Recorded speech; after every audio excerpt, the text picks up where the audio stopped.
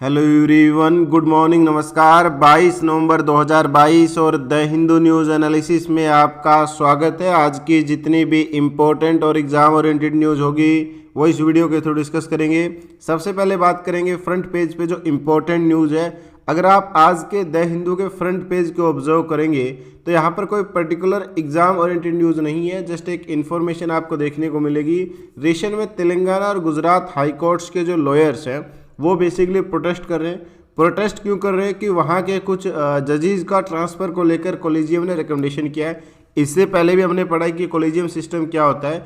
Collegium में chief justice of India और 4 senior most जजेस जो है वो बेसिकली रिकमेंडेशन करते हैं कि इनका ट्रांसफ़र होना चाहिए या इनको अपॉइंटमेंट किया जाना चाहिए या इनको एलिवेट किया जाना चाहिए। एलिवेट मतलब जैसे बार काउंसिल से डायरेक्ट जजेस के रूप में भी एलिवेट किया जा सकता है। तो वो सारी रिकमेंडेशन है। इसी कॉन्टेक्स्ट में 2 जजेस है, निखिल कार्लेल और अभिषेक रेड्डी, इनके ट्रांसफ़र को लेकर दोनों जो एक तरीके से स्टेट्स है उनके हाई कोर्ट्स की लॉयर्स का delegation chief justice of India से मिला और उन्होंने कहीं ना कहीं एक तरीके से जो स्टीर कर रहे थे, प्रोटेस्ट कर रहे थे, उसके बारे में कहा गया कि सॉल्यूशन इसको लेकर निकाला जाएगा और आने वाले टाइम में एक तरीके से जल्द ही आप काम को रिज्यूम करिए।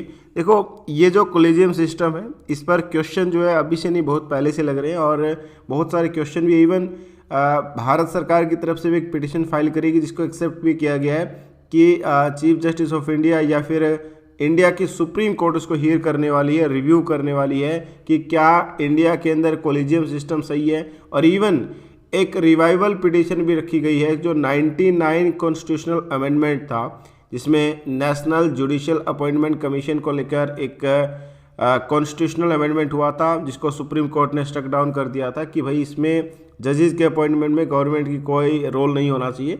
उसके बाद उसको भी रिवाइवल करने को लेकर सुप्रीम कोर्ट के अंदर पिटिशन है। आने वाले टाइम में इसके बारे में जो भी मेजर डिसीजन होगा उसके बारे में डेफिनेटली डिस्कस करेंगे। इसके बाद ये फोटोग्राफ आप देखेंगे, रिसेंट में आपको पता होगा इंडोनेशिया के अंदर एक इम्पॉर्टेंट समिट होस्ट की गई जिसको G20 समिट बोला गया 15 से 16 नवंबर के बीच। इसके बाद यहाँ पर जो डिस्कस हो रहा है बेसिकली वहाँ पर एक आइलैंड है जिसका नाम है जावा आइलैंड। वहाँ पर हैवी अर्थक्वेक देखने को मिला और अर्थक्वेक आने की वजह से हम देखते हैं कि वहाँ पर बड़ी संख्या में लोगों की जो है वो कॉजुअलिटीज हुई। और कॉजुअलिटी से ज़्यादा अगर आप देखेंगे ये जो बेल्ट है, अगर आप पूरा साउथ ईस्ट एशियन कंट्रीज़ की बेल्ट को ऑब्जर्व करेंगे तो ये बेल्ट आपको नजर आई किस चीज़ को लेकर काफ़ी वल्नरेबल है। रिंग ऑफ फायर या एक तरीके से कह सकते हैं कि अर्थक्वेक, सुनामी, इन सब चीज़ों के लिए या नेचुरल डिजास्टर्स के लिए बहुत ज़्यादा वल्नरेबल है, चैलेंजिंग है। इसीलिए इंडोनेशिया ने अपनी कैपिटल सिटी को भी चेंज करने का डिसीजन लिया था ताकि जो क्राउडेड सिटी हो चुकी है जकार्ता, जो इस टाइम कैपिटल है, उसको चेंज किया जाएगा जिसमें बहुत ज़्यादा पोल्यूशन, क्राउडेड और बहुत सारे कंसर्न है जिसकी वजह से इसको चेंज करने का डिसीजन लिया गया। इसके अलावा अर्थक्वेक एक ऐसी नेचुरल डिजास्टर जिसको अभी भी ऑब्जर्व करना या उसके बारे में एग्जैक्ट आइडिया लगा पाना थोड़ा चैलेंजिंग होता है, इसलिए इसके रेमिफिकेशन कितने खतरनाक हो सकते हैं उसका आइडिया लगाना भी काफ़ी मुश्किल है। इंडोनेशिया के लिए ये साल काफ़ी भारी है क्योंकि इससे पहले वहाँ पर एक स्टेडियम में कहीं ना कहीं इशू हो गया था जिसमें काफ़ी संख्या में लोगों की डेथ हुई है। और अब यहाँ पर आप देखेंगे हॉस्पिटल फुल है और ये हॉस्पिटल के बाहर की एक फोटोग्राफ आपको नज़र आएगी। खैर, आपको इन आइलैंड के बारे में पता होना चाहिए जैसे जावा, सुमात्रा, बोर्निया, इस तरह के जो छोटे छोटे साउथ ईस्ट एशियन के आइलैंड है इनके बारे में ज्योग्राफिकली ऑब्जर्वेशन ज़रूर होनी चाहिए क्योंकि ये इंडिया के अंडमान और निकोबार के कई बार रिलेशन में सवाल होता है। जैसे अगर मान लेते हैं कि अंडमान और निकोबार आइलैंड ये टेक्स्ट वाला है तो इसके अगर आप देखेंगे कंटेक्स्ट में कौन सा आइलैंड है, इस तरह के सवाल होते हैं। और ये पहला क्वेश्चन भी आप लोगों के लिए है कि आपको आइडेंटिफाई करना है कि अंडमान और निकोबार आइलैंड के क्लोजेस्ट में अगर हम बात करते हैं तो कौन सा इंडोनेशियन आइलैंड इसमें क्लोजेस्ट है, वो आपको नीचे कमेंट करना क्योंकि अंडमान और निकोबार आइलैंड भी रिसेंट में न्यूज़ में है। इसके बाद हम लोग जाएंगे यहाँ पर स्टेट्स वाले सेक्शन में और कुछ छोटी छोटी इन्फॉर्मेशन जो स्टेट्स के पर्सपेक्टिव में इम्पोर्टेंट होगी एग्ज़ाम रिलेटेड, उसके बारे में थोड़ा पढ़ेंगे और उसके बारे में क्या इम्पोर्टेंट चीज़ें हमारे एग्ज़ाम में हेल्प कर सकती है उसके बारे में डिस्कस करेंगे। यहाँ पर अगर हम बात करें पेज नंबर 5 पे एक छोटी सी लेकिन इम्पोर्टेंट इन्फॉर्मेशन है। इसरो अटेम्प्ट करने वाला है अपना 200 यानी 200वां सक्सेसफुल लॉन्च करेगा साउंडिंग रॉकेट को और इस दौरान भारत के फॉर्मर प्रेसिडेंट भी वहाँ पर प्रेजेंट होंगे। ये बेसिकली क्या है, रोहिणी RS-200 है, ठीक है, और ये लॉन्च किया जाएगा थुम्बा से। Thumba basically Vikram Sarabhai space centre है और तिरुवनंतपुरम के अंदर ये लोकेट है। इसके बाद बताया गया कि इसके अंदर RS-200 के अंदर सॉलिड मोटर पावर्ड है, एक्सपेंडेबल रॉकेट कैपेबल है, और इसके अलावा 70 किलोमीटर तक की ये हाइट को रीच कर सकता है और अपर एटमॉस्फेयर की स्टडी करने के लिए बेसिकली है, राइट। इसके अलावा अगर हम बात करते हैं, कई बार पहले सवाल होते थे, अब तो खैर UPSC में नहीं होते हैं, विक्रम साराभाई स्पेस सेंटर कहाँ पर, ऐसे मैचिंग करने को लेकर जितने भी स्पेस इंस्टीट्यूशन है या उनके हेडक्वार्टर्स है उसको लेकर सवाल होते थे। और कुछ स्टेट PCS में या स्टेट एग्जामिनेशन में इस तरह के एग्जामिनेशन होते हैं, लेकिन UPSC सिविल सर्विस एग्जामिनेशन में इस तरह के सवाल अब रिसेंट में बहुत ही कम आपको देखने को मिलते हैं। इसके बाद आगे बढ़ेंगे और कुछ और इम्पोर्टेंट एक छोटी सी न्यूज़ पेज नंबर 3 पे जो है थोड़ी सी हमें डिस्कस करनी है, वो भी इम्पोर्टेंट है। बहुत ही ब्रीफ में हम इसके बारे में डिस्कस करेंगे। ओलिव रिडले टर्टल के बारे में डिस्कस किया जा रहा है। ओलिव रिडले बेसिकली एक टर्टल की स्पीसीज़ है और उड़ीसा के कोस्ट में काफ़ी ज़्यादा न्यूज़ में रहती है। और उड़ीसा कोस्ट में एक जगह है जिसका नाम है गहीर माता, यहाँ पर काफ़ी ज़्यादा इंपॉर्टेंट है। ये स्पीसीज़ एंडेंजर्ड मरीन स्पीसीज़ है। अगर आप कैटेगराइजेशन करते हैं स्पीसीज़ को, अगर आप IUCN की रेड डेटा बुक को ऑब्जर्व करेंगे, वहाँ पर भी आप देखेंगे अलग अलग कैटेगरी होती है। क्रिटिकली एंडेंजर्ड है, वल्नरेबल है, लीस्ट कंसर्न, इस तरीके से आपको नज़र आएगी। और इसके अलावा ये बताया गया कि जो इसकी जो जगह है वो बेसिकली वर्ल्ड की लार्जेस्ट रॉकरी है ओलिव रिडले टर्टल्स के मामले में, उसके बारे में यहाँ पर डिस्कस किया गया। Olive ridley turtles, Orissa coast और गहीर माता, इसको आप ध्यान रखिए, ये कैटेगरी में आते हैं, किसमें, एंडेंजर्ड कैटेगरी में। इसके अलावा अगर आप वाइल्ड लाइफ प्रोटेक्शन एक्ट 1972 की शेड्यूल 1 को ऑब्जर्व करेंगे, उसमें जो शेड्यूल्स होती है उसमें शेड्यूल 1 बहुत इंपॉर्टेंट है। उसमें जितनी भी स्पीसीज़ मेंशन होगी वो सारी स्पीसीज़ हमारे लिए बहुत इंपॉर्टेंट है। उसको लेकर डायरेक्ट और इनडायरेक्ट आपसे क्वेश्चन आपको देखने को मिल सकते हैं। यहाँ पर कुछ फोटोग्राफ आपको नज़र आएंगे। ये बेसिकली 400 बर्थ एनिवर्सरी सेलिब्रेट किया जा रहा है अहोम जनरल। अहोम मूवमेंट काफ़ी ज़्यादा एक्टिव रहा था असम के अंदर, तो ये हिस्टोरिकली कनेक्ट करके कुछ सवाल हो सकते हैं, इस तरह के सवाल भी पूछे जाएं। इसके बाद हम लोग जाएंगे सीधा टेक्स्ट एंड कॉन्टेक्स्ट में। टेक्स्ट एंड कॉन्टेक्स्ट में क्या क्या इंपॉर्टेंट चीज़ें हो रही है उसके बारे में बात करेंगे। सबसे पहले यहाँ पर अगर हम बात करते हैं स्पोर्ट्स से रिलेटेड एक इन्फॉर्मेशन आपको नज़र आएगी। तमिलनाडु और अरुणाचल प्रदेश का एक मैच था और ये मैच था विजय हजारे ट्रॉफी का, जिसके अंदर एक रिकॉर्ड क्रिएट किया गया। पहली बात तो तमिलनाडु के जगदीशन, इन्होंने 277 रन बनाए। ये वनडे इतिहास का अब तक का सर्वाधिक स्कोर आपको नज़र आएगा। सेकंड, इसके अलावा इसमें अगर हम बात करते हैं 500 मार्क को क्रॉस कर लिया। हालांकि लिस्ट ए का मैच था, यानी विजय हजारे ट्रॉफी का मैच था। 500 प्लस रन बनाना और उसके बाद 435 रन से हराना, यानी बिगेस्ट विक्ट्री जो है वो आपको नज़र आएगी। तो ये कई सारे रिकॉर्ड यहाँ पर क्रिएट किए गए क्रिकेट के अंदर। और क्रिकेट के अंदर बहुत सारी चीज़ें आपको जो एग्ज़ाम पर्सपेक्टिव से इम्पोर्टेंट है उस तरह की न्यूज़ जो हो वो देखने को मिलेगी। इसके ठीक राइट हैंड साइड में यहाँ पर बात की जा रही है नेशनल मोनेटाइजेशन पाइपलाइन के बारे में। इसका क्या मतलब है नेशनल मोनेटाइजेशन पाइपलाइन? अगर मान लेते हैं कि भारत सरकार की अलग अलग मिनिस्ट्रीज़ के पास बहुत सारी ऐसी लैंड है जो अनयूज्ड है, जिसका कोई प्रॉपर इस्तेमाल नहीं हो रहा, उसकी मॉनेटरी वैल्यू को हम कहीं ना कहीं यूज़ कर पाएँ। फॉर एग्जांपल अगर कोई ऐसी ज़मीन है जो भी यूज़ नहीं हो रही तो उसको लीज पर दिया जा सकता है। तो यहाँ पर ये बताया गया कि कोल मिनिस्ट्री ने नेशनल मोनेटाइजेशन पाइपलाइन के थ्रू जो है वो सबसे ज़्यादा कलेक्शन किया, 17,000 करोड़ रुपये कलेक्शन किया। ओवरऑल भारत सरकार ने 33,422 करोड़ इसके थ्रू जनरेट किए। और 2022-23 में अगर हम प्लान को ऑब्जर्व करें नेशनल मोनेटाइजेशन या एसेट मोनेटाइजेशन में, तो इसके थ्रू टारगेट रखा गया था कि 1,62,422 करोड़ रुपये इसका टारगेट होगा। इसी कॉन्टेक्स्ट में यहाँ पर अगर हम बात करते हैं ये टारगेट रखा गया था। और national monetization pipeline indirectly support करेगी आपको अलग अलग डेवलपिंग कोर्स के अंदर।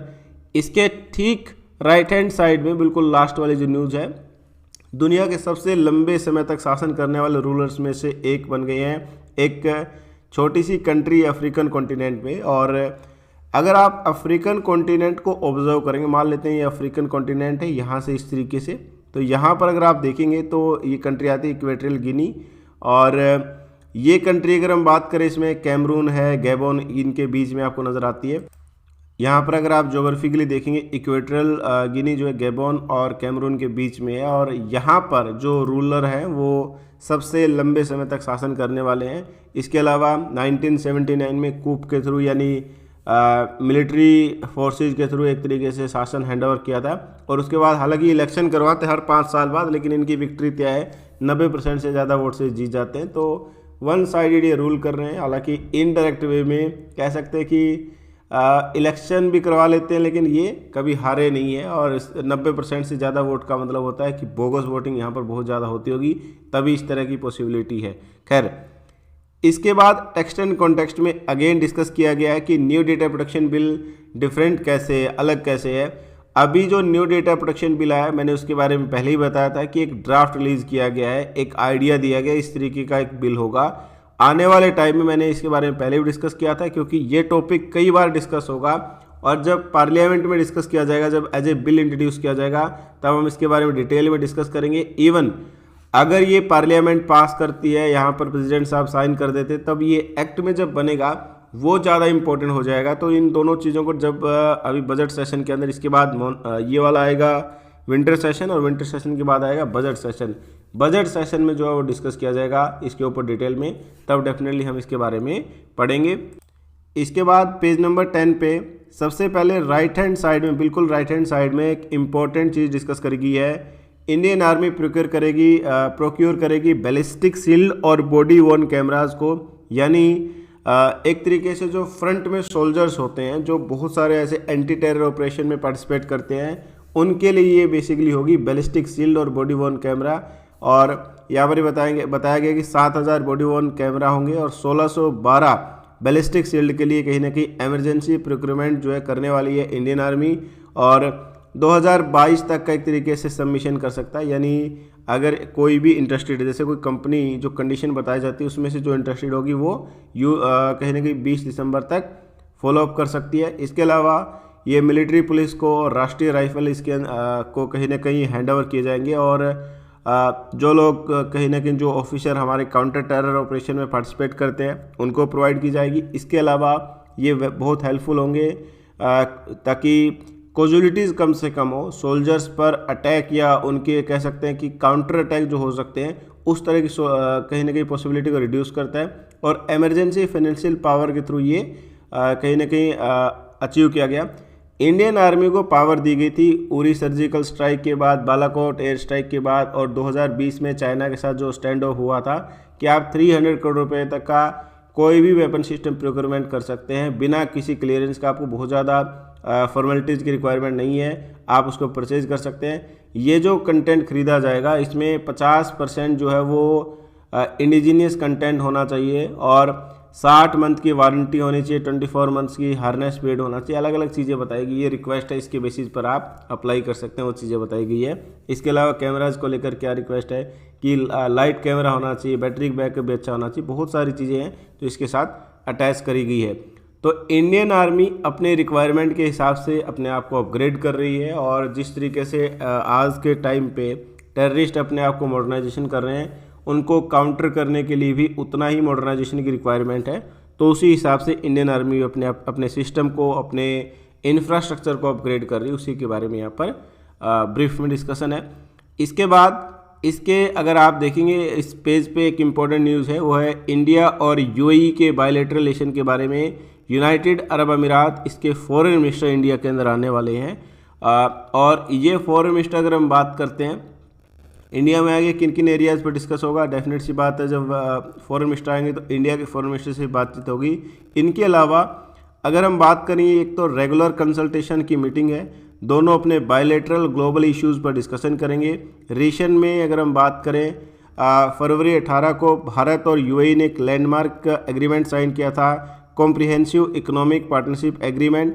इसके अलावा भारत के अगर आप लीडिंग ट्रेड पार्टनरशिप में देखेंगे तो यूएई टॉप कंट्रीज़ में से एक आता है। हालांकि ये नहीं कि टॉप मोस्ट कंट्री, बट जो टॉप 10 कंट्रीज़ होती है उनमें आपको इसका नंबर देखने को मिलेगा। इसके अलावा भारत के प्राइम मिनिस्टर भी अब तक 4 बार यूएई की विजिट पर जा चुके हैं। इसके अलावा एक इम्पोर्टेंट अलायंस काफ़ी ज़्यादा न्यूज़ में रहा था, वो था I2U2, Israel, India, United states और यूनाइटेड अरब अमीरात, जिसमें कोऑपरेशन करना है, agriculture, digital connectivity, infrastructure development, ये कुछ इश्यूज जिसके ऊपर ये चारों कंट्री कनेक्टिविटी एक तरीके से इंक्रीज करेंगे। इसके अलावा आपको याद होगा अब्राहिम अकॉर्ड के थ्रू बहुत सारी कह सकते हैं गल्फ़ कंट्रीज़ के साथ या कह सकते हैं कि इजराइल अपने डिप्लोमेटिक रिलेशन जो है वो बूस्टअप कर रहा है। फॉर एग्जांपल हम अगर बात करें तो इसमें यूएई है, बहरीन है, मोरक्को है, साउथ सूडान, बहुत सारी कंट्री हो सकती है जिसके थ्रू बहरीन अकॉर्ड के थ्रू हम जो इजराइल अपने रिलेशन को स्ट्रेंथन कर रहा है। इसके अलावा यूएई के फॉरेन मिनिस्टर से भारत के फॉरेन मिनिस्टर पहले भी एक तरीके से इसको लेकर डिस्कस कर चुके हैं। रिसेंट में जब गल्फ नेशन की विजिट पर गए थे तब भी इन्होंने डिस्कशन किया था।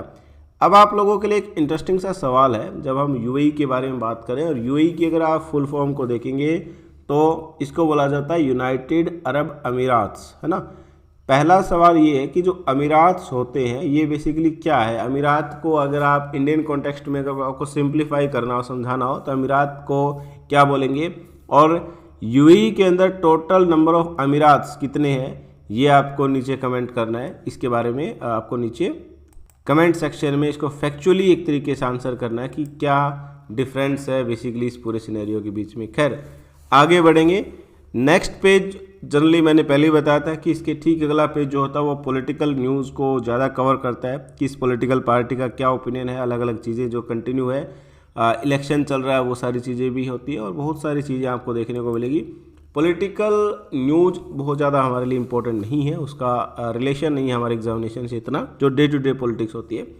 इसके बाद पेज नंबर 12 पे अगर हम बात करते हैं तो पेज नंबर 12 पे सेंट्रल गवर्नमेंट ने सेट किए स्टैंडर्ड किसके लिए, ई कॉमर्स रिव्यूज़ के लिए। यानी जितनी भी ई कॉमर्स कंपनी है, अमेजन, फ्लिपकार्ट, स्नैपडील, इस तरह की जितनी भी कंपनी आप देखते हैं, इनको लेकर जो रिव्यूज़ होते हैं उनको लेकर स्टैंडर्ड सेट करे गए हैं और इसको लेकर पहले फेज़ में 25 नवंबर से रोल आउट किया जाएगा। इसके बाद पहले ट्रायल बेस होगा, फिर मैंडेटरी बनाया जा सकता है और अप्लीकेबल होगा हर एक ऑनलाइन प्लेटफॉर्म पर, और इसमें कंज्यूमर रेटिंग को भी पब्लिश किया जाएगा। यानी आप रिव्यू जब करते हैं उसको लेकर एक पर्टिकुलर स्टैंडर्ड बनाया जाएगा और ब्यूरो ऑफ इंडियन स्टैंडर्ड के द्वारा ये प्रिपेयर किए गए। थोड़ा इसके बारे में पढ़ते हैं बेसिकली क्या है। यहाँ पर मेंशन किया गया कि सेंट्रल गवर्नमेंट जो है वो standard for publishing product review e commerce company के मामले में एक तरीके स्टैंडर्ड सेट करने वाली है। पहले ये वॉलेंट्री होगा, मतलब एक तरीके से ऐच्छिक होगा, आप अपनी मर्जी से कर सकते हैं कंपनीज़ के लिए। बाद में ये कंपलसरी होगा, इन कंपनीज़ के ऊपर ये लागू होगा। इसके अलावा यहाँ पर अगर आप मेन देखें तो इंडियन स्टैंडर्ड का जो एक तरीके से स्टैंडर्ड्स है 19,000 2022 इसके बेसिस पर ये लागू होगा। और इसके अंदर ये बताया गया कि principle and requirement for their collection, modern and publication, इन सब चीज़ों को ध्यान में रखते हुए इस चीज़ को इंश्योर करना कि जब भी ये स्टैंडर्ड लागू होंगे तो उसमें कुछ प्रिंसिपल होंगे। For example standard are integrity, accuracy, privacy, security, transparency और एक्सेसिबिलिटी, ये सारी चीज़ें होंगी। इसके अलावा रिस्पॉन्सिवनेस भी होगा, यानी जब भी आप एक तरीके से इन प्रिंसिपल्स को लागू करेंगे तो उसमें कई सारे स्टैंडर्ड्स को फॉलो करना, और उन्हीं स्टैंडर्ड में से कुछ चीज़ें यहाँ पर मेंशन करी गई है जिसके बारे में डिस्कस किया गया, right.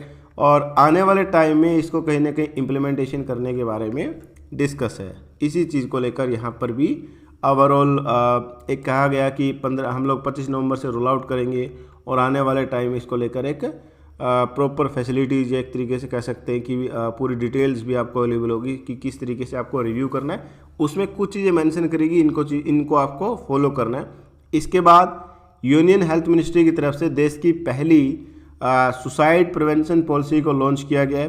Suicide prevention policy launch क्यों की गई है, इसके टारगेट क्या है, ये बहुत इंपॉर्टेंट है। और आज के टाइम पे मेंटल हेल्थ एक बड़ी प्रॉब्लम है जिसको बहुत ही कम डिस्कस किया जाता है, बहुत ही कम स्पेस मिलता है डिस्कशन में।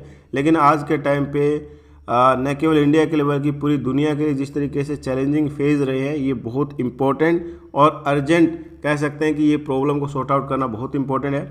इसी कॉन्टेक्स्ट में फैमिली एंड हेल्थ मिनिस्ट्री की तरफ से एक तरीके से कहा गया कि नेशनल सुसाइड प्रिवेंशन स्ट्रेटजी होगी, जो अपने आप में एक प्लान होगा जो मल्टी सेक्टरल कोलैबोरेशन पर काम करता है। फॉर एग्जांपल अगर हम बात करें 2030 तक टारगेट रखा है कि हम लोग 10% सुसाइड मोर्टिलिटी को कहीं ना कहीं कम करेंगे। और इसके पीछे अगर स्ट्रेटजी की अगर हम बात करें, इसमें इफ़ेक्टिव सर्विलेंस मैकेनिज्म को बढ़ाया जाएगा सुसाइड के मामले में। और अगले 3 साल में इसको लेकर हर एक डिस्ट्रिक्ट में डिपार्टमेंटल लेवल पर साइकेट्रिस्ट आउट पेशेंट होंगे और डिस्ट्रिक्ट लेवल पर डिस्ट्रिक्ट मेंटल हेल्थ प्रोग्राम को के साथ इसको इंटीग्रेशन किया जाएगा।